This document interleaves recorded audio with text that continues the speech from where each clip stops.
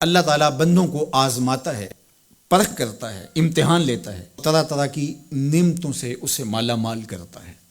کاروبار وسیع ہو جاتا ہے، اس کے لیے دولت کے انبار لگ جاتے ہیں، دنیاوی مال و اسباب اس کے لیے جمع ہو جاتا ہے، منصب ملتا ہے، عہدہ ملتا ہے، اقتدار ملتا ہے، شان و شوکت ملتی ہے، لوگوں کے دلوں میں اس کا گھر بنتا ہے، تو اس کے ذہن میں یہ بات آتی ہے کہ میرے رب نے مجھے جو عزت دی ہے میں اس کا استحقاق رکھتا تھا، اور میں اگر اس لائق نہ ہوتا تو مجھے کیوں نوازا جاتا، تو گویا میرا رب میرے اوپر راضی ہے۔ اور پھر جب محفل نعت میں مہمان خصوصی بھی بن گئے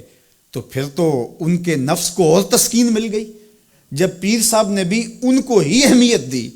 تو پھر انہیں لگا کہ واقعہ ہی ہمارا رب ہم پہ راضی ہی ہے، تبھی تو ہمیں مذہبی طبقوں کے اندر بھی اہمیت مل رہی ہے، حالانکہ وہ جانتے ہیں کہ ہم نے یہ دولت کیسے حاصل کی ہے،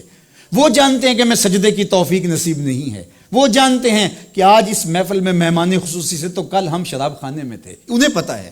لیکن اس کی طرف توجہ نہیں جاتی، سوچتے نہیں ہیں، بلکہ وہ یہ سمجھتے ہیں کہ ہمیں یہ جو عزت مل رہی ہے یہ اللہ تعالیٰ کی طرف سے ہماری کسی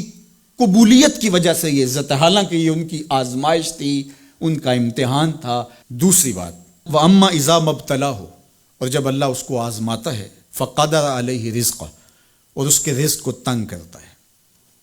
اس کو آزمائش کی بھٹی میں ڈالتا ہے، فَيَقُولُ رَبِّي أَهَانَنِ، تو پھر وہ چیخ اٹھتا ہے، میرے رب نے تو مجھے ذلیل کر کے رکھ دیا۔ بیماری آ جائے، ابتلا میں مبتلا ہو تو وہ کہتا ہے کہ میرا رب مجھ سے ناراض ہو گیا۔ تو یہ انسان کی کج فکری، ایسا نہیں ہے۔ کسی شخص کو دولت کا دیا جانا یہ اللہ کی رضا کی دلیل نہیں ہے، اور کسی شخص کو غربت کے امتحان میں ڈالا جانا یہ اللہ کی ناراضگی کی دلیل نہیں ہے۔ حضرت امام رازی نے لکھا ہے کہ مکے سے لے کر طائف تک 70 ایسے نبیوں کی قبریں ہیں جن کی وفات صرف بھوک کی وجہ سے ہوئی ہے۔ تکلیفوں میں، آزمائشوں میں، امتحانوں میں، ابتلاؤں میں اس کے بندے رہے ہیں۔ میرے اور آپ کے آقا و مولا حضور ختمی المرتبت کے گھر میں کبھی برابر چولہا نہیں جلتا تھا، کبھی کھانے کے لیے کچھ میسر نہیں ہوتا تھا، پانی پی کے اور کھجور کھا کے گزارا ہوتا تھا، تو یہ تو کوئی دلیل نہیں ہے۔ اللہ کی رضا کی دلیل کیا ہے؟ نیکی کی توفیق مل جانا۔ اور اللہ کی ناراضگی کی دلیل کیا ہے؟ کسی شخص کا گناہ پہ دلیر ہو جانا۔ کوئی بندہ گناہ پہ دلیر ہے اور معصیت، نافرمانیاں، اللہ کے حکموں کو توڑنا اس کا مزاج ہے، تو سمجھو اللہ اس سے ناراض ہے۔ اور اگر کسی کو اللہ نے سجدے کی توفیق دی ہے، کسی کو اللہ نے اپنے راستے میں خلوص کے ساتھ خرچ کرنے کی توفیقات عطا کی ہیں، حلال حرام کی تمیز اس کو عطا کر دی گئی ہے، تو پھر سمجھ لو کہ اللہ اس پہ راضی ہے۔ باقی رہی بات کہ کسی کو دولت کا زیادہ دیا جانا، کسی کو کم دیا جانا،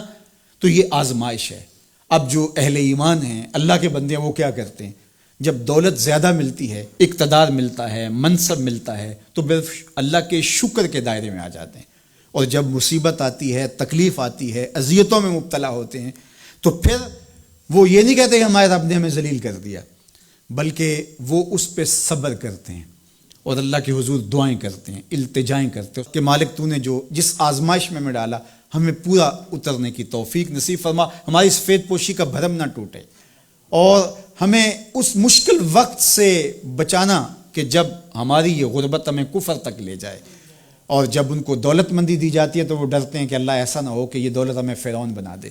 یہ دولت ہمیں نمرود بنا دے، ہمارے اندر بخل پیدا ہو، تکبر پیدا ہو، ہمارے اندر غرور پیدا ہو، تو وہ اس حالت کے اندر اللہ تعالیٰ کا شکر یا دوسری حالت میں اللہ کے حضور صبر کی توفیق مانگتے ہیں اور صبر کے ساتھ اپنی زندگی گزارتے ہیں۔